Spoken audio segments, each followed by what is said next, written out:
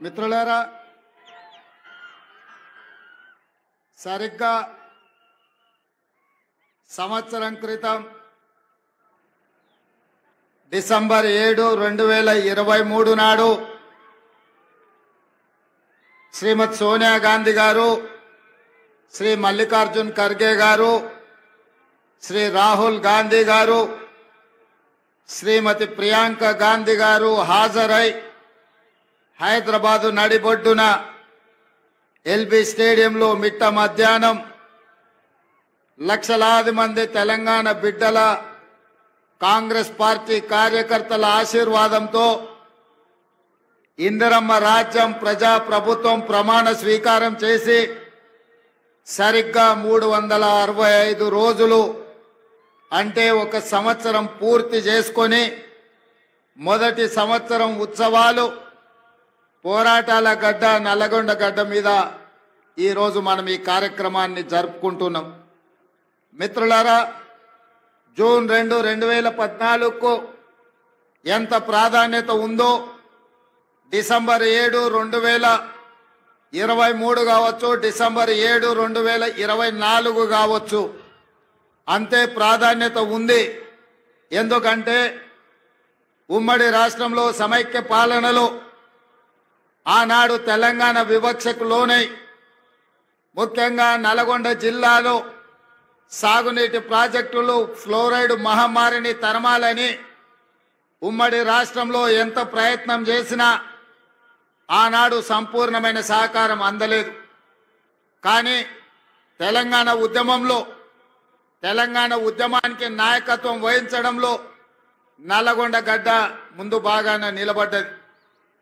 తొలి దశ తెలంగాణ ఉద్యమంలో ఆనాడు కొండా లక్ష్మణ్ బాపూజీ తన మంత్రి పదవికి త్యాగం చేసి మళ్ళీ తెలంగాణ రాష్ట్రం వచ్చే వరకు ఏ పదవిని నేను చేపట్టను అని పదవి త్యాగం చేసిన మహానుభావుడు ఆనాడు ఈ జిల్లా భువనగిరి ప్రాంతానికే ప్రాతినిధ్యం వహించిండు. ఆ తర్వాత మలిదశ తెలంగాణ ఉద్యమంలో ఉమ్మడి రాష్ట్ర మంత్రిగా ఉన్న మీ అభిమాన నాయకుడు కోమటిరెడ్డి వెంకటరెడ్డి గారు తెలంగాణ రాష్ట్రం కోసం, తెలంగాణ రాష్ట్రం వచ్చే వరకు నాకు ఈ మంత్రి పదవులు అవసరం లేదు, నా మంత్రి పదవి కంటే నాకు తెలంగాణ రాష్ట్రమే ముఖ్యమని ఆనాడు ఉమ్మడి రాష్ట్రంలో కోమటిరెడ్డి వెంకటరెడ్డి గారు మంత్రి పదవి త్యాగం చేసి మళ్ళీ తెలంగాణ రాష్ట్రం వచ్చిన తర్వాతనే ఇందిరమ్మ రాజ్యంలో ఈనాడు మంత్రి పదవి చేపట్టడం ద్వారా త్యాగం చేసిన పదవిని మళ్ళీ తీసుకోను అని చెప్పి వారు ఆదర్శంగా నిలబడ్డారు. వీరే కాదు, మలిదశ తెలంగాణ ఉద్యమంలో ఆత్మ బలిదానం చేసుకున్న అమరవీరుడు శ్రీకాంతాచారి ఈ ప్రాంతానికి చెందిన వాడే. ఈ నల్గొండ జిల్లా తెలంగాణ ఉద్యమంలో తొలి దశ మలిదశ తెలంగాణ ఉద్యమంలో ఈ నల్గొండ ప్రాంతం పోషించిన పాత్ర ఎవరు మర్చిపోలేనిది. అదే కాదు, ఎప్పుడు ఈ గడ్డ మీద కాలు పెట్టినా నల్గొండ గాలి పీల్చుకుంటే ఆనాటి సాయుధ రైతాంగ పోరాటమే గుర్తుకొస్తుంది. ఆనాడు నిజాంలకు వ్యతిరేకంగా రజాకర్ల అరాచకాలకు అడ్డంగా నిలబడి భూమి కోసం, భుక్తి కోసం, విముక్తి కోసం ఈ నల్గొండ గడ్డ మీద ఆడబిడ్డలు నడుం బిగించి ఒడిసేలలో రాళ్లు పెట్టి ఒడివడిగా కొడుతూ నిజాంలను దిగంతాలకు తరిమి కొట్టిన సాయుధ రైతాంగ పోరాటానికి నాయకత్వం వహించిన ఈ నల్గొండ గడ్డ గాలి పీల్చుకుంటేనే ఆ ఉద్యమ స్ఫూర్తి వస్తుంది. అదే కాదు, అన్యాయం ఎదురైతే వీరోచితంగా పోరాటం చేసిన మల్లు స్వరాజ్యం, భీమిరెడ్డి నరసింహారెడ్డి, రావి నారాయణ రెడ్డి, ధర్మ భిక్షం లాంటి నాయకులు ఈ నల్లగొండ గడ్డ మీద నుంచే ప్రాతినిధ్యం వహించి సాయుధ రైతాంగ పోరాటం నుంచి ఎర్ర జెండా పోరాటం వరకు ఈ నల్లగొండ గడ్డ ముందు బాగానే నిలబడి పోరాటం చేసింది. తెలంగాణ ఉద్యమంలో తెలంగాణ రాష్ట్రం వస్తే తప్పకుండా నల్గొండ సమస్యలు పరిష్కారం అవుతాయి. ఆనాడు డాక్టర్ వైఎస్ రాజశేఖర రెడ్డి గారు ముఖ్యమంత్రిగా ఉన్నప్పుడు నల్గొండ జిల్లా నుంచి మంత్రులుగా ఉన్న పెద్దలు జానారెడ్డి గారు, శాసనసభ్యులుగా కోమటిరెడ్డి వెంకటరెడ్డి గారు తీసుకొచ్చిన ఎస్ఎల్బిసి ప్రాజెక్టు కావచ్చు, ఉదయ సముద్రం బ్రాహ్మణవెల్లి కావచ్చు, ఈ ప్రాంత ప్రాజెక్టులను పూర్తి చేసి తరతరాలుగా మిమ్మల్ని పట్టి పీడిస్తున్న ఫ్లోరైడ్ సమస్య నల్గొండ జిల్లాలో మారుమూల తండాలలో ఉన్న పేదవాళ్ళు కూలి కోసం వెళ్ళాలంటే నడుమొంకర, కాళ్ళొంకర, చేతులొంకర ఉన్న బిడ్డల్ని వదిలి వెళ్ళలేక ఆ పిల్లలు బయటికి వెళ్తే వచ్చే ఇబ్బందులను దృష్టిలో పెట్టుకొని కన్న పిల్లల్ని కూడా మంచాలకు కట్టేసి కూలి పనులకు వెళ్తూ ఫ్లోరైడ్ మహమ్మారి బారిన పడ్డ ఈ నల్లగొండ మంచి తాగునీరు వస్తే ఈ ప్రాంతంలో కృష్ణానది జలాలు ప్రవహిస్తే మీ ఫ్లోరైడ్ సమస్య తీర్తదని అనుకున్నారు.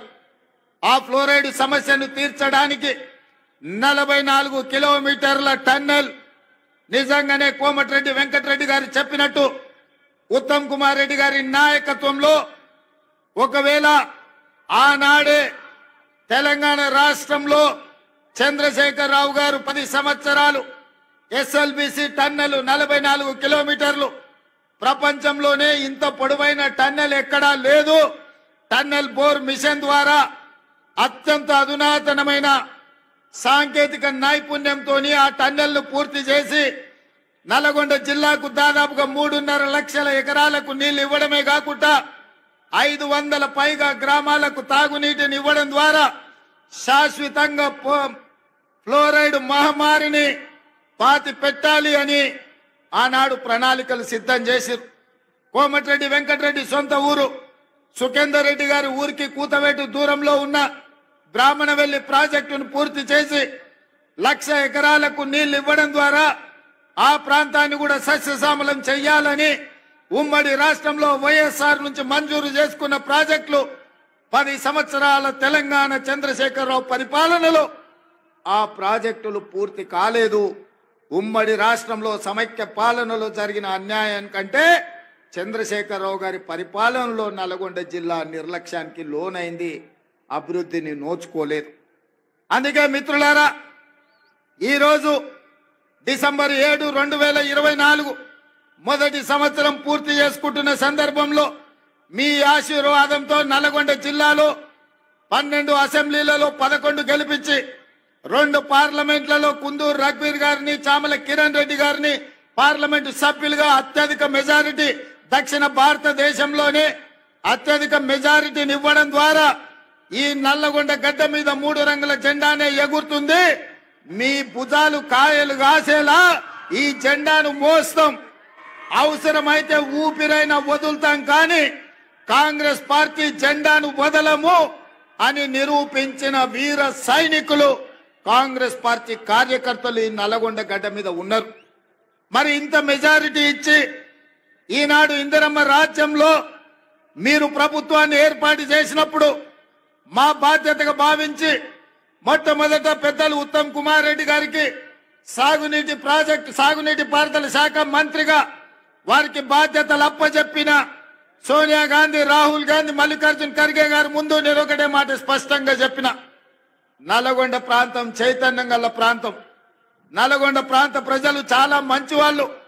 మంచిగా ఉన్నంతసేపు, వాళ్ళ మంచి కోరుకున్నంతసేపు మనకు అండగా నిలబడతారు. ఎప్పుడైతే వాళ్లకు మన పట్ల అనుమానం వచ్చినా వాళ్ళ అభివృద్ధిని అడ్డుకుంటే బండకేసి కొడతారు నల్గొండ జిల్లా ప్రజలని చెప్పడం ద్వారా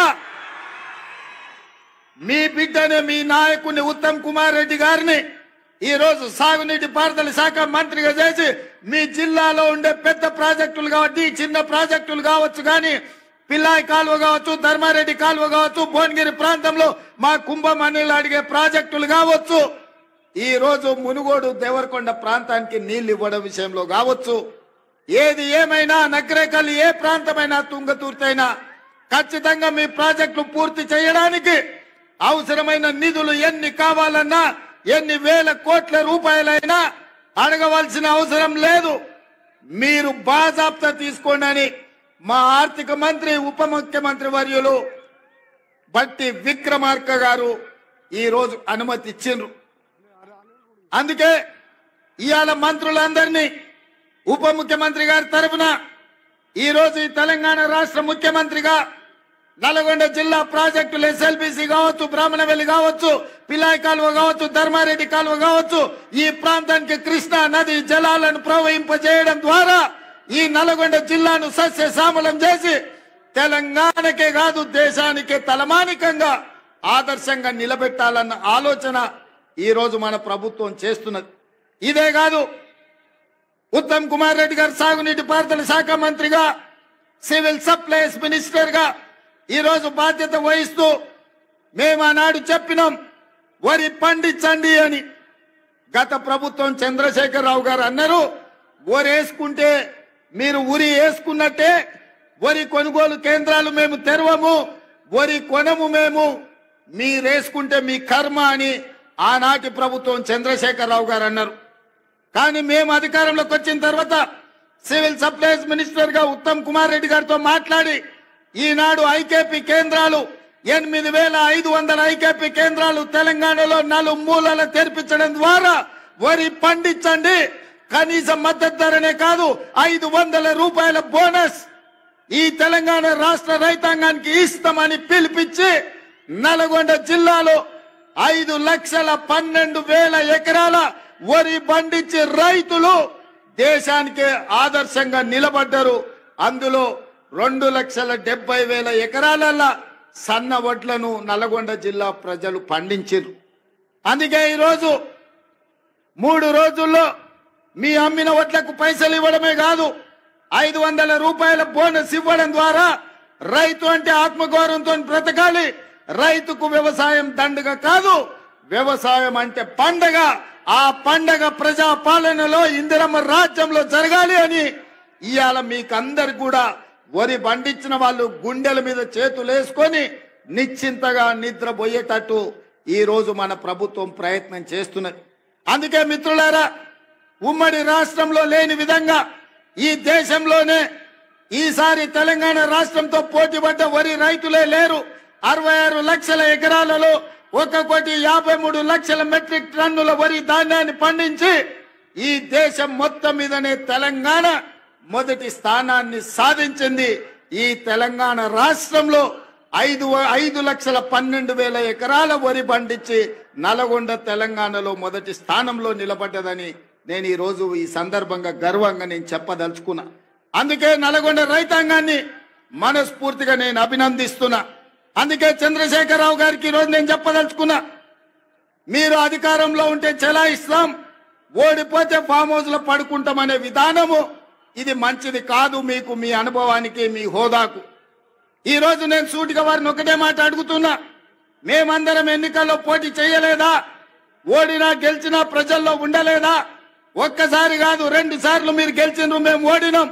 మీరు ముఖ్యమంత్రిగా ఉన్నప్పుడు ప్రధాన ప్రతిపక్ష నాయకుడిగా పెద్దలు జానారెడ్డి గారు నిరంతరం ప్రజల మధ్యలో ఉండి శాసనసభలో పాలక పక్షానికి సలహాలు సూచనలు ఇస్తూ ప్రభుత్వం చేసే తప్పిదాల మీద వారు సూటిగా పదునుగా ప్రభుత్వాన్ని నిలదీశారు. అదే విధంగా మిత్రుడు బట్టి విక్రమార్క గారు మరొక 5 సంవత్సరాలు సిఎల్పి నాయకుడిగా మా ఎమ్మెల్యేలను మీరు గుంజుకున్నా, ముక్కవాని ధైర్యంతో సిఎల్పి హోదాను మీరు తొలగించినా ఏ రోజు అధైర్య పడలేదు. ధైర్యంగా 5 మంది శాసనసభ్యులతో పంచ పాండవులలాగా అందులో కోమటిరెడ్డి రాజగోపాల్ రెడ్డిని కూడా ఎంబడి పెట్టుకొని మీతోని కొట్లాడి నెంబర్ కాదు సమస్యలను ప్రస్తావించడం ప్రతిపక్ష బాధ్యత అని ప్రజా సమస్యల మీద చట్ట సభలలో మా సిఎల్పి నాయకుడు ఆనాడు బట్టి విక్రమార్క గారు మీ ప్రభుత్వం మీద పోరాటం చేయడమే కాదు మీ ప్రభుత్వానికి సలహాలు ఇచ్చిండ్రు. మరి ఈ రోజు నేను చంద్రశేఖరరావు గారిని అడుగుతున్నా, సంవత్సరం పూర్తి అయింది, మీరు ఎప్పుడైనా మీ ప్రతిపక్ష నాయకుడి పాత్ర పోషించిండ్రా? మీరు శాసనసభకు వచ్చిండ్రా?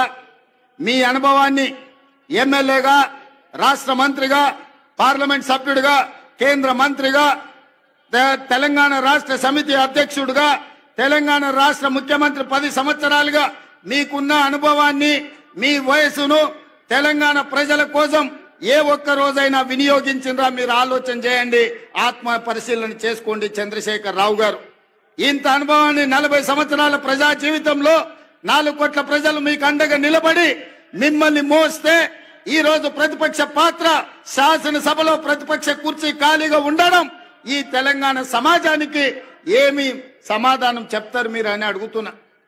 ఇవాళ మీరు నేను ఒకటే సూచన చేయదలుచుకున్నా, గెలిస్తే ఉప్పొంగిపోవడం, ఓడిపోతే కుంగిపోవడం, కుంగిపోయి ఫామ్ హౌస్ లో పడిపోవడం మీ స్థాయికి మీ గౌరవానికి తగ్గదు.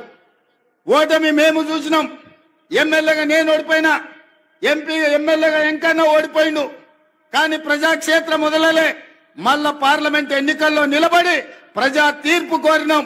మల్కాజ్గిరి నుంచి నేను, అదే విధంగా నల్గొండ నుంచి ఎంకన్నా ఎంపీలుగా గెలిచి పార్లమెంటులో తెలంగాణ గళాన్ని వినిపించినాం.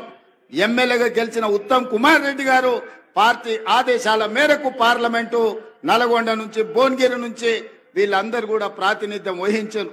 అది మల్కాజ్గిరి కావచ్చు, ఎంకన్నా ప్రాతినిధ్యం వహించిన భువనగిరి కావచ్చు, ఉత్తమ్ కుమార్ రెడ్డి గారు ప్రాతినిధ్యం వహించిన నల్గొండ కావచ్చు. ప్రతిపక్ష పాత్ర మేము పోషించాలని ప్రజలు అండగా నిలబడి గెలిపించారు. మరి ఈ రోజు నేను అడుగుతున్నా, సంవత్సరం పూర్తయిన సందర్భంగా చంద్రశేఖరరావు గారు మీరు ఒక్కసారి ఆత్మ పరిశీలన చేసుకోండి. గెలిస్తే ఉప్పొంగడం, ఓడిపోతే కుంగిపోవడం ఇది తెలంగాణ సమాజానికి ప్రజాస్వామ్యానికి మంచిదా? మీరెందుకు బయటికి రావడం లేదు? మీరెందుకు మాట్లాడడం లేదు? ప్రభుత్వం తీసుకుంటున్న నిర్ణయాలు మీకు నచ్చకపోతే, ప్రజలకు కష్టం వస్తే ప్రజల పక్షాన మీరు మాట్లాడవలసింది పోయి మీరు ఒక గాలి బ్యాచ్ను జమ చేసి ఊరి మీదకి వదిలినరు. వాళ్ళ మాటలు ఎప్పుడైనా మీరు విన్నారా? చంద్రశేఖరరావు గారు ఏం మాట్లాడుతున్నారో, ఏం చేస్తున్నారో? ఫ్యాక్టరీలు తెస్తామంటే వద్దంటారు, పరిశ్రమలు పెడతామంటే వద్దంటారు, రోడ్లు వేస్తామంటే వద్దంటారు, RRR కడతామంటే వద్దంటారు, బ్రాహ్మణ వెళ్ళి పూర్తి చేస్తామంటే వద్దంటారు, ఫార్మా సిటీ కాదు ఫ్యూచర్ సిటీ అంటే వద్దంటారు, మన ఫాక్సికాన్ పెట్టుబడులు తెస్తామంటే వద్దంటారు, మీకు ఇచ్చిన మెడికల్ కాలేజీలు పూర్తి చేస్తామంటే వద్దంటారు. ఈ రోజు ఏది అయినా వద్దనడం తప్ప ఇంకొక మాటనే వాళ్ళకి తెలుస్తలేదు. నేను అడుగుతున్నా, ఏది వద్దన్నప్పుడు, భూసేకరణ చేయొద్దన్నప్పుడు, పెట్టుబడులు రావద్దన్నప్పుడు, కాలేజీలు తెరవద్దన్నప్పుడు, ఉద్యోగాలు ఇవ్వద్దన్నప్పుడు, గ్రూప్ 4 పరీక్షలు పెట్టొద్దన్నప్పుడు, గ్రూప్ 1 పరీక్షలు పెట్టొద్దన్నప్పుడు, డిఎస్సి నోటిఫికేషన్ రద్దు చేయమంటే ఏ విధంగా తెలంగాణ రాష్ట్రం ముందుకు వెళ్తుందో తెలంగాణ సమాజం ఆలోచన చేయాలి. ఇయ్యాల పరీక్షలు పెట్టొద్దు, పిల్లలకు ఉద్యోగాలు ఇవ్వద్దు అంటే ఇది తెలంగాణకి క్షేమమా? ఇది తెలంగాణకు మంచిదా? ఒక్కసారి ఆలోచన చేయండి. ఆనాడు తెలంగాణ ఉద్యమం జరిగిందే ఉద్యోగాల కోసం, ఉపాధి కోసం, ఉజ్వల భవిష్యత్తు కోసం. నూనూగు మీసాల యువకులు ఉస్మానియా యూనివర్సిటీ, కాకతీయ యూనివర్సిటీలలో తెలంగాణ ఉద్యమాన్ని ఉవ్వెత్తున లేపి ఓ ఈశాన్ రెడ్డి, ఓ వేణుగోపాల్ రెడ్డి, ఓ కానిస్టేబుల్ కిష్టయ్య, ఓ యాదయ్య వీళ్ళందరూ ఆత్మ బలిదానాలు చేసుకొని శ్రీకాంతాచారిని ఆదర్శంగా తీసుకొని వాళ్ళు ప్రాణ త్యాగాలు చేసింది వాళ్ళ భవిష్యత్ తరాల పిల్లలకు ఉద్యోగ ఉపాధి అవకాశాలు రావాలి, వాళ్ళ బతుకులైన బాగుపడాలి అని కదా తెలంగాణ కోసం త్యాగం చేసింది. లేకపోతే 1200 మంది ఆత్మ బలిదానాలు చేసుకున్నది మీ కుటుంబంలో 4 ముఖ్యమంత్రులను, 2 మంత్రులను, లేకపోతే రాజ్యసభ సభ్యులను, ఎమ్మెల్సీలను చేయడానికి పిల్లలందరూ ప్రాణత్యాగం చేసిండ్రా? మీ 4 కోసం మీ పిల్లలు త్యాగం చేసిండ్రా? 4 కోట్ల తెలంగాణ ప్రజల కోసం ప్రాణ త్యాగం చేసిండ్రా? నువ్వు ఒక్కసారి ఆత్మ పరిశీలన చేసుకోండి చంద్రశేఖరరావు గారు.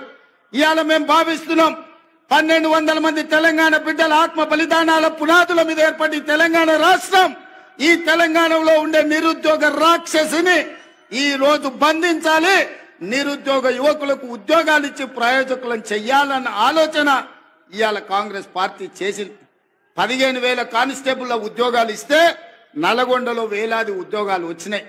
ఇవాళ నేను గర్వంగా నేను తెలంగాణ రాష్ట్ర గడ్డ మీద నుంచి చెప్పదలుచుకున్నా, మొదటి సంవత్సరం ఈ దేశానికి స్వతంత్రం వచ్చినప్పటి నుంచి ఈనాటి వరకు 75 సంవత్సరాలలో ఈ దేశంలో ఏ రాష్ట్రంలో ఏ ముఖ్యమంత్రి, ఏ ప్రభుత్వం మొదటి సంవత్సరంలో 55,143 ఉద్యోగాలు ఇచ్చిన రాష్ట్ర ప్రభుత్వమే లేదు. తెలంగాణలో మా ప్రభుత్వం ఇచ్చింది. లెక్క గట్టి మరీ చెప్తా అసెంబ్లీలో చంద్రశేఖరరావు గారు, శాఖల వారీగా అది వ్యవసాయ శాఖనా, అది లేకపోతే R&B శాఖనా, లేకపోతే పంచాయతీరాజ్ శాఖనా, సాగునీటి పారుదల శాఖనా, మున్సిపల్ శాఖనా, లేకపోతే ఏ శాఖలో పోలీస్ శాఖలనా, మెడికల్ అండ్ హెల్త్ డిపార్ట్మెంటా, శాఖల వారీగా ఇచ్చిన ఉద్యోగాలు ప్రతి ఉద్యోగి పేరు 55,143 ఉద్యోగాలు మేము తెలంగాణలో ఇచ్చిన మొదటి సంవత్సరంలో నేను గర్వంగా ఈ గడ్డ మీద నుంచి నేను చెప్పదలుచుకున్నా. ఇన్ని ఉద్యోగాలు ఈ దేశంలో ఎవరైనా ఇచ్చిండ్రా? ఇవాళ అక్కడ నడ్డా వచ్చిండంటే ఎక్కడి నుంచో. అయ్యా నడ్డా గారు, మీరు మా అడ్డ మీదకి వచ్చారు, అడ్డగోలుగా మీరు మాట్లాడకండి. నేను సూటిగా నడ్డా గారిని కాదు కానీ మోడీ గారిని అడుగుతున్నా. నీ గుజరాత్ రాష్ట్రంలో 14 ఏళ్ళు మీరు ముఖ్యమంత్రిగా ఉన్నారు, 11 ఏళ్ళు ప్రధానమంత్రిగా ఉన్నారు. 25 సంవత్సరాలల్లా నరేంద్ర మోడీ గారి పార్టీ అయిన భారతీయ జనతా పార్టీ అధికారంలో ఉన్న రాష్ట్రం ఉత్తరప్రదేశ్, మధ్యప్రదేశ్, రాజస్థాన్, బీహారా, లేకపోతే ఛత్తీస్గఢ్, జార్ఖండ్, కర్ణాటకనా, మహారాష్ట్రనా, ఏ రాష్ట్రమైన సవాల్ విసురుతున్న నరేంద్ర మోడీ గారు మీ రాష్ట్ర ప్రభుత్వాలు ఉన్న దగ్గర ఒక్క సంవత్సరంలో 55,000 ఉద్యోగాలు ఇస్తే మీరు లెక్క చూపించండి. ఢిల్లీ నడి బజార్లో మీకు క్షమాపణ చెప్పి తల వంచుకొని నేను వస్తా, లేకపోతే నా లెక్క అప్ప చెప్తా. నీ పార్టీ నీ నాయకులను నువ్వు తెలంగాణ రాష్ట్రాన్ని మా ప్రభుత్వాన్ని అభినందించు. అప్పుడే ఈ దేశ ప్రధానమంత్రిగా మీ గౌరవం పెరుగుతుంది. ఏది పడితే అది మాట్లాడితే, ఎట్లా పడితే అట్లా మాట్లాడితే చెల్లదు. నడ్డా గారు, మీరు కూడా కేసీఆర్ లాగా తయారు కాకండి. కేసీఆర్ మాట్లాడి బీఆర్ఎస్ వాళ్ళు మాట్లాడిన ప్రెస్ మీట్ల కాగితాలు తీసుకెళ్లి ఈ రోజు ఈటల రాజేందర్, కిషన్ రెడ్డి గారు అవే నకలు కొడుతురు. పెద్దోళ్ళు చెప్పారు నకలు మారనేకే లియే భీ కుచ్ అక్కల్ రహనా చాహియే అని. అందుకే కిషన్ రెడ్డికి ఈటల రాజేందర్కి నేను చెప్తున్నా, మీరు మారుండయ్యా, మీరు ఆలోచన చేయండి. ఆ దొంగల సోపతి పట్టిర్రంటే మీరు కూడా దొంగల బండి ఎక్కుతారు, మీరు కూడా అటే పోతారు. ఈ దొంగల బండితో మీరు చేరిందంటే అంతో ఇంతో మీకున్న గౌరవం కూడా లేకుండా పోతుంది. అందుకే ఇవాళ నేను ఒక మాట చెప్పదలుచుకున్నా. రైతు రుణమాఫీ మొదటి సంవత్సరంలో 25,50,000 మంది రైతులకు 21,000 కోట్ల రూపాయలు 2 లక్షల వరకు వాళ్ళ ఖాతాలో వేసిన చరిత్ర మా ప్రభుత్వాన్ని. నేను సూటిగా నరేంద్ర మోడీ గారిని, కల్వకుంట్ల చంద్రశేఖరరావు గారికి సవాలు విసురుతున్నా.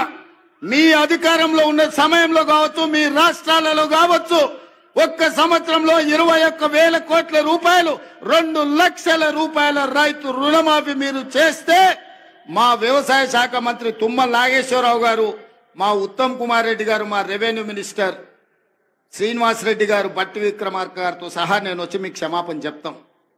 మా చరిత్ర ఇది, నికార్సైన లెక్క ఇది. మా ఆర్టీ ఒక్క నల్గొండ జిల్లాలో మా ఎంకన్న చిట్టి రాసిస్తున్నాడు 2,004 కోట్ల రూపాయలు ఒక్క నల్గొండలనే రుణమాఫీ జరిగిందని.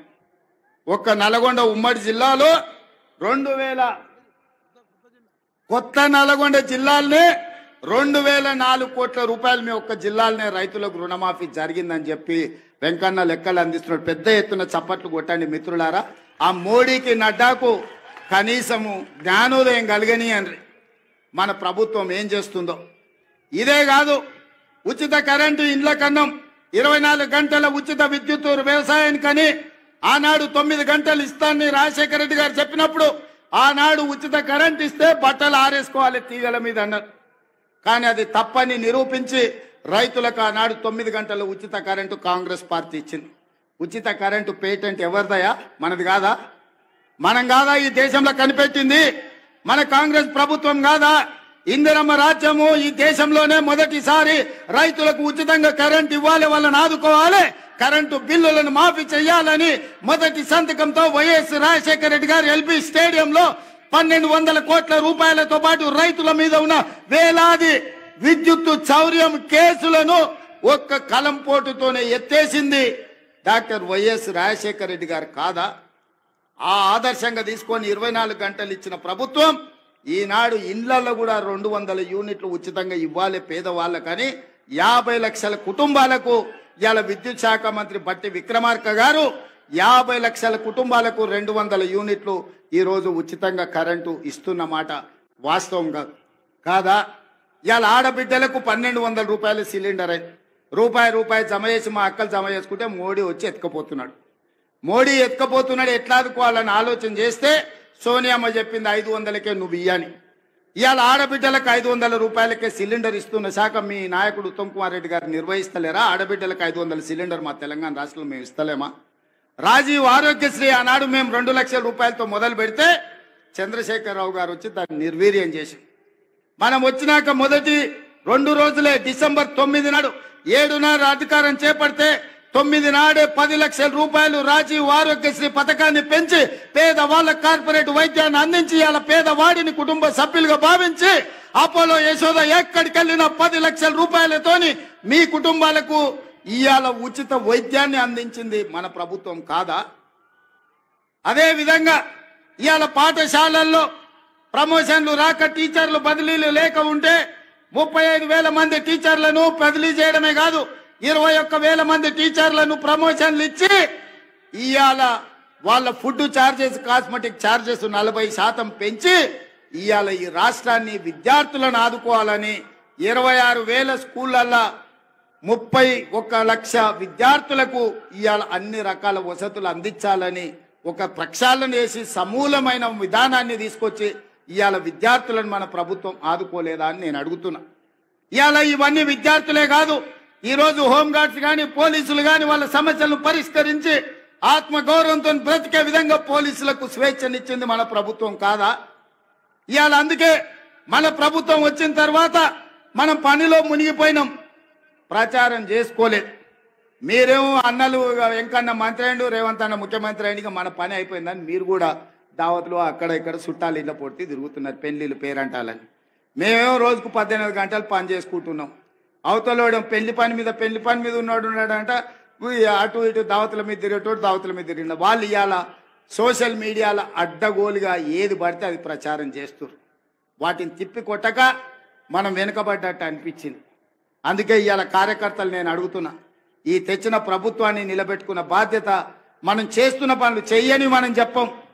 కేసీఆర్లకు దళితుని ముఖ్యమంత్రి చేస్తామనో దళితులకు 3 ఎకరాల భూమి ఇస్తామనో ఇట్లాంటి హామీలు మనం ఇయ్యలేదు, ఇవాళ మనం చెప్పిన ప్రతి పని మనం చేస్తున్నాం. ఇవాళ కేవలం రైతులకు వ్యవసాయానికి ఈ మొదటి సంవత్సరంలో 55,000 కోట్ల రూపాయలు ఈరోజు రైతులకు ఇచ్చినాం. కేసీఆర్ తెచ్చిన అప్పుకు ఆనాడు తెలంగాణ రాష్ట్రం ఏర్పడ్డ నాడు కాంగ్రెస్ పార్టీ ఒక క్రమ పద్ధతిలో నిధులను మిగులు ఇచ్చి 16,000 కోట్ల రూపాయల మిగులు రాష్ట్రంగా చంద్రశేఖరరావుకు అప్పచెప్తే 10 ఏళ్ల మిగులు రాష్ట్రాన్ని దివాలా దీపించి 7 లక్షల కోట్ల రూపాయలతో మనకు ఇవాళ అప్పచెప్పిండు. మనం ఇచ్చిన 16,000 కోట్ల మిగులు బడ్జెట్ ఎక్కడా? చంద్రశేఖరరావు గారు 7 లక్షల కోట్ల రూపాయల అప్పులతో అప్పుల ఊబిలో కూరుకుపోయిన తెలంగాణ రాష్ట్రాన్ని మనకిస్తే అక్కడి నుంచి ప్రయాణం మొదలుపెట్టి ఇవాళ చంద్రశేఖరరావు గారు చేసిన అప్పులకు ప్రతి నెల బట్టి విక్రమార్క గారు అసలు మిత్తి కలిపి ప్రతి నెల 6,500 కోట్లు కడుతుండు. ఈ మొదటి సంవత్సరం ఇప్పటికే 65,000 కోట్ల రూపాయలు చంద్రశేఖరరావు గారు అప్పులు చేసిన దానికి ఆయన తెచ్చిన అప్పులకు అసలు మిత్తి కలిపి 65,000 కోట్లు కట్టారు. తెలంగాణ రాష్ట్రంలో ఉన్న 70 లక్షల రైతాంగ కుటుంబాలకు 55,000 కోట్లు ఖర్చు పెడితే చంద్రశేఖరరావు తెచ్చిన అప్పుకు మొదటి సంవత్సరంలో ఒక్క కుటుంబం చేసిన అప్పుకు 65,000 కోట్ల రూపాయలు చెల్లించాల్సి వచ్చింది. మిత్రులారా, తెలంగాణ రాష్ట్రాన్ని ఎంత భ్రష్టు పట్టించిండో చంద్రశేఖరరావు. ఇవాళ తెలంగాణ ఆర్థికవేత్తలు ఆలోచన చెయ్యాలి. అందుకే ఇవాళ మిత్రులారా, ఈ నల్గొండ గడ్డ మీద మొదటి సంవత్సరం పూర్తి చేసుకుంటున్న సందర్భంగా రైతు రుణమాఫీ కావచ్చు, రైతు భరోసా కావచ్చు, రైతుకి ఇస్తున్న బోనస్ కావచ్చు, నిరుద్యోగ యువకులకు ఇచ్చిన 55,000 ఉద్యోగాలు కావచ్చు, ఫ్రీ సిలిండర్ కావచ్చు, ఆరోగ్యశ్రీ కావచ్చు, అన్ని పథకాలు మనం అమలు చేస్తున్నాం, ఇంకా చేస్తాం. ఈ గడ్డ మీద నుంచి చివరిగా ఒక్క మాట చెప్పదలుచుకున్నా, సంక్రాంతి తర్వాత రైతు భరోసా మీ ఖాతాలో పడుతుంది. వాడో వీడో ఏదో చెప్పితే ఎవ్వని మాట వినకండి. ఆనాడు ఒట్టేసి చెప్పిన రుణమాఫీ చేస్తా అని చేసి చూపించిన ఇవాళ మళ్ళీ మీకు చెప్తున్నా, తెలంగాణ రైతాంగానికి నల్గొండ గడ్డ మీద నుంచి మాట ఇస్తున్నా, సంక్రాంతి పండుగ తర్వాత మీ ఖాతాలలో రైతు భరోసా గలగల పడుతుంటే బీఆర్ఎస్ వాళ్ళ గుండెలు లబడబ కొట్టుకోవాలి. అదే విధంగా నల్గొండ రైతాంగానికి తెలంగాణ రైతాంగానికి విజ్ఞప్తి చేస్తున్నా, సన్నాలే పండించండి, సన్నాలకు 500 రూపాయల బోనస్ ఇచ్చి మీ పంట కొనే బాధ్యత చివరి గింజ వరకు కొనే బాధ్యత మన ప్రభుత్వం తీసుకుంటది. మీ బోనస్ మీ ఖాతాలో పడుతుంది. ఎవడెన్ని చెప్పినా నమ్మకండి. మీరు నమ్మకంగా సన్నాలు పండించండి. ఆ సన్నాలు మీరు పండించిన సన్నాలే రేషన్ షాపుల్లో పేదోళ్ళకు సన్న బియ్యం ఇస్తాం. హాస్టళ్లలో ముఖ్యంగా SC ST BC minority Kasturba పాఠశాలల్లో మధ్యాహ్న భోజన పథకానికి సన్నం బియ్యంతోనే పేదోళ్ళ బిడ్డలకు అన్నం పెట్టే బాధ్యత ఈ ప్రభుత్వం తీసుకుంటుంది. తెలంగాణ గడ్డ మీద తెలంగాణ నేలలో పండించిన తెలంగాణ సన్నాలే మన బిడ్డలకు బుక్కెడు బువ్వ పెట్టాలి. సన్నాలు పండించండి. 500 బోనస్ ఇచ్చే బాధ్యత ఈరోజు తెలంగాణ రాష్ట్ర ప్రభుత్వం తీసుకుంటుంది అని చెప్పి మీ అందరికీ నేను చెప్పదలుచుకున్నా. అదే విధంగా ఎంకన్నా కాగితాలు ఆడబెట్టిండు చెప్తూనే కాగితాలు ఇస్తూనే ఉండు. ఇంకా డెంటల్ కాలేజ్ కావాలని ప్రాజెక్టుల గురించి. అదే విధంగా ఎంకన్నా ఎంత స్వార్థపరుడు అంటే మేమిద్దరం నితిన్ గడ్కరీ దగ్గరికి పోయినాం, కేంద్ర మంత్రి దగ్గరికి. మాకు రోడ్లు ఇవ్వాలని, ఆయన రోడ్లు ఇచ్చే మంత్రి. మేము 2 అడిగినాం. నేనేమో రీజనల్ రింగ్ రోడ్ అడిగినా, ఎంకన్నానేమో నల్లగొండకు ఔటర్ రింగ్ రోడ్ అడిగాను. నితిన్ గడ్కరీ అన్నాడు ఏదో ఒకటి ఇస్తా అన్నాడు. ఎంబడే రీజనల్ రింగ్ రోడ్ కంటే ముందుగాల నల్లగొండ ఔటర్ రింగ్ రోడ్ అడిగిండ. నల్లగొండ ఔటర్ రింగ్ రోడ్ 400 కోట్లకు అవుతుంది. రీజనల్ రింగ్ రోడ్ 35,000 కోట్లకు అవుతుంది. అయినా ఎంకన్నా నల్లగొండను అభివృద్ధి చెయ్యాలా అన్న పట్టుదలతో నల్లగొండకు ఔటర్ రింగ్ రోడ్ ఆయన తెచ్చిన రీజనల్ రింగ్ రోడ్ మనం ఇయ్యాలా వేసుకోవాలనుకుంటున్నాము. తప్పకుండా రీజనల్ రింగ్ రోడ్ కూడా మీ ఎంకన్న చేతుల మీదుగానే ఆనాడు వైఎస్ఆర్ ఉన్నప్పుడు ఔటర్ రింగ్ రోడ్ అయింది. ఈనాడు ఎంకన్న చేతుల మీదుగా కేంద్ర ప్రభుత్వం నుంచి రీజనల్ రింగ్ రోడ్ తీసుకొచ్చి అభివృద్ధి చేసే బాధ్యత ఈ రోజు మన ప్రభుత్వం తీసుకుంటుంది. ఎయిర్పోర్ట్ కు కూతవేటు దూరంలో ఫ్యూచర్ సిటీ కట్టడం ద్వారా ఒక గొప్ప నగరాన్ని హైదరాబాద్ నిజాంలు కుతుబ్ షాయిలు కట్టిండ్రు. సికింద్రాబాద్ ను నిజాం బ్రిటిషర్స్ కట్టిండ్రు. అదే విధంగా సైబరాబాద్ ని చంద్రబాబు నాయుడు రాజశేఖర రెడ్డి గారు కట్టిండ్రు. ఇవాళ 4th సిటీని మీ అన్నగా మీ తమ్ముడుగా 4th సిటీని కట్టే బాధ్యత ఆ సిటీ ఫ్యూచర్ సిటీ అవుతుంది. 50,000 ఎకరాల కొత్త నగరాన్ని నిర్మించుకొని ప్రపంచంలో ఉండే పెట్టుబడులను అక్కడికి తీసుకొచ్చి మన నిరుద్యోగ యువకులకు, ఇంజనీర్లకు, లాయర్లకు, డాక్టర్లకు ఉద్యోగ ఉపాధి అవకాశాలు కల్పించే బాధ్యత ఈ రోజు మన ప్రభుత్వం తీసుకుంటుంది. కొత్త నగరాన్ని నిర్మించుకోవడానికి ఎంకన్నా పక్క నుంచి మా మూసీ కథ ఏంది అంటున్నాడు. కాగితం మీద రాసిచ్చి నకలు చిట్టిస్తే ఏందో అనుకున్నా. ఇవాళ మీ కష్టాలు చూసే ఫ్లోరైడ్ ఒక పక్కన మీ ప్రాణాలు తింటుంటే, మీ బొక్కల్ని నలుచుకొని తింటుంటే అదే విధంగా మూసీ మీకు కాలుష్యం అయిపోయింది. మూసీ ప్రాజెక్టు నేను చేసి మీకు కృష్ణా గోదావరి జలాలతో పాటు మూసీ ఈసా నది నుంచి నీళ్లు తేవాలే, మీ పంటలు పండాలే, కాలుష్యం పోవాలే, చచ్చిన శవాలు పశువుల కలేబరాలు కొట్టుకొస్తున్న మూసీని ప్రక్షాళన చెయ్యాలని ఇవాళ నేను ముందుకు వస్తే బీఆర్ఎస్ వాళ్ళు కట్టొద్దంటారు. నల్గొండ ఆలోచన చెయ్యాలి. ఈయన్నే పక్కనే ఒక ఆయనకు ఒకటి ఇచ్చారు ఏకలింగానికి. ఆ ఏకలింగాన్ని మీరు పోయి అడుగురు సూర్యాపేటకు పోయి మూసీ కట్టాలా వద్దా. మూసి వద్దంటే తీసుకొని పోయి అందులోనే ముంచండి ఏకలింగాన్ని. ఎందుకంటే తప్పిపోయిండు అట్లనో ఇట్లనో ఎట్లనో. ఇవాళ ఈ మూసీ ప్రాజెక్టు కట్టకపోతే నల్గొండలు ఎవరు బ్రతకలేని పరిస్థితి. వరల్డ్ హెల్త్ ఆర్గనైజేషన్ చెప్పింది మనుషులు జీవించలేని పరిస్థితులు నల్గొండ ప్రాంతంకు రాబోతున్నాయని. అందుకే ఇవాళ మూసీ ప్రక్షాళన చేసి గోదావరి జలాలు ఉస్మాన్ సాగర్, హిమాయత్ సాగర్ కు తరలించి అక్కడి నుంచి మూసీలో గోదావరి జలాలను ప్రవహింపజేసి మీ మూసీ ప్రాజెక్టు నేరేడ్చర్ల వరకు ఈ రోజు మూసీ ప్రాజెక్టును కట్టడం ద్వారా ఈ నల్గొండను అభివృద్ధి పదం వైపు నడిపించి కలుషితం లేని నీరును మీ ప్రాంతానికి ఇవ్వడం ద్వారా, ఇండస్ట్రియల్ పొల్యూషన్ నుంచి మిమ్మల్ని కాపాడడం ద్వారా మూసీ కట్టి తీరుతాం. మూసీ కట్టే బాధ్యత నాది, నల్లగొండకు విముక్తి కలిగించే బాధ్యత నాది. ఎవరైనా అడ్డం వచ్చేటోళ్ళ సంగతి చూసే బాధ్యత మీది. అదొక్క బాధ్యత మీరు తీసుకోండి. నిజాంనే దిగంతాలకు తరిమినోళ్ళు, ఉమ్మడి రాష్ట్ర సమైక్య పాలన నుంచి విముక్తి కలిగించిన నల్గొండ బిడ్డలు. బండి యాదగిరి ఆనాడు బాడిండు, బండెనక బండి కట్టి 16 బండ్లు కట్టి ఏ బండ్లో వస్తారో కొడుకో నైజాం సర్కరోడా, చుట్టుముట్టు సూర్యాపేట, నట్ట నడుమ నల్లగొండ, కర్తామ్ర నీ గోరి అని నల్గొండ బిడ్డలు, నిజాంకే గోరి కట్టిన బిడ్డలు మీరు. ఇవాళ మూసి వద్దని అడ్డం బండటోళ్లకు గోరీ కట్టే శక్తి మీకే ఉంది. మీరు అనుకుంటే ఎల్బీ నగర్, మహేశ్వరం, ఇబ్రాహీంపట్నం, ఉప్పల్ నియోజకవర్గాలు, నల్గొండ బిడ్డలు దలుచుకుంటే బీఆర్ఎస్ వాళ్ళ డిపాజిట్లు గల్లంత అవుతాయి. మీరు కంకణం కట్టుకోండి. నల్గొండ ప్రజలారా ఆలోచన చెయ్యండి. మూసి కట్టాలన్నా వద్దా? మూసి వద్దంటే ఆ మూర్ఖులు మిమ్మల్ని నిండా ముంచుతారు. మూసి కట్టాలంటే వద్దన్నోళ్ళను మూసిలో ముంచండి అని మీ అందరికీ తెలియజేస్తూ, మూసి కట్టే బాధ్యత నేను తీసుకుంటే ఎంత ఖర్చన్నా కానీ, ఎన్ని కష్టాలన్నా రాని, సోషల్ మీడియాలో ఎన్నైనా తిట్లు తిట్టని, ఎట్లా తిడుతురో మీరు చూసిరు కదా. ఏడైనా ఏదైనా కట్టాలంటే ఎవరో ఒకరు కోల్పోవాలి. కోల్పోయే వాళ్ళకి ఎవరైనా ఇష్టపడి మూసిలో బతుకుతారా? మూసిలో ఎన్ని దోమలు ఉన్నాయో మీకు తెలియదా? నల్గొండలో సిరీస్ ఫ్యాక్టరీ కలుషిత ఎట్లుండేనో మీకు తెలియదా? బోర్ వేస్తే నీళ్లు పచ్చగొచ్చి అన్నం వండుకుంటే సారె పెట్టుకున్నట్టు పసుపు బియ్యంతో అన్నం తిన్నట్టు ఉండలేదా? అట్లాంటి పరిస్థితి నుంచి ఇవాళ ప్రక్షాళన చెయ్యాలి అని అంటే వద్దే వద్దు అని ఇవాళ బీఆర్ఎస్ వాళ్ళు అంటారు. నేను చంద్రశేఖరరావు గారిని అడగదలుచుకున్నా. మీ పిల్లలంటే గాలి పోరలు గాలికి తిరుగుతారు, గాలి మాటలు మాట్లాడతారు. అనుభవం గల మీరు చెప్పండి, మూసి కట్టాలనా వద్దా? వద్దంటే మా నల్గొండ బిడ్డలు మిమ్మల్ని బొంద పెడతారు. ఉన్న ఏకలింగం కూడా మొక్క కూడా మొలవదు నల్గొండ జిల్లాలని పార్టీ గుర్తుపెట్టుకో. అది ఎల్బీ నగర్ కావచ్చు, మహేశ్వరం కావచ్చు, ఉప్పల్ కావచ్చు, నీకున్న సీట్లలో డిపాజిట్ వస్తే మా నల్గొండ బిడ్డల మీద ఒట్టే. ఎందుకనంటే మా నల్గొండ వాళ్ళు అనుకుంటే మా పాలమూరు వాళ్ళు తోడైతే ఈడ ఎవరికన్నా డిపాజిట్ వస్తుందా? మీరు ఒక్కసారి ఆలోచన చెయ్యండి. అందుకే ఇవాళ మూసీ ప్రాజెక్టును పూర్తి చేసే బాధ్యత ఇవాళ మీకు ఒకే ఒక్క మాట ఇచ్చిపోతున్న నల్గొండ జిల్లాలో. మిగతా అన్ని కూడా మీ నాయకుల చేతుల్లోనే ఉంది, వాళ్ళు పని చేసుకుంటారు.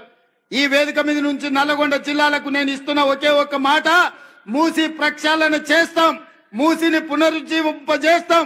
మూసీలో కొట్టుకొచ్చే మనుషుల శవాలు, పశువుల కలేబరాల నుంచి విముక్తి కలిగించి మీ వ్యవసాయానికి ఉపయోగపడే, మీరు తాగడానికి పనికొచ్చే నీళ్లను గోదావరి నుంచి తరలించి నల్గొండ కృష్ణా నదిలో కలిసే వరకు మూసీ, ఈసా, గోదావరి జలాలను మీకు ఇచ్చే బాధ్యత నేను తీసుకుంటూ మీ అందరి దగ్గర సెలవు తీసుకుంటున్న మిత్రులారా.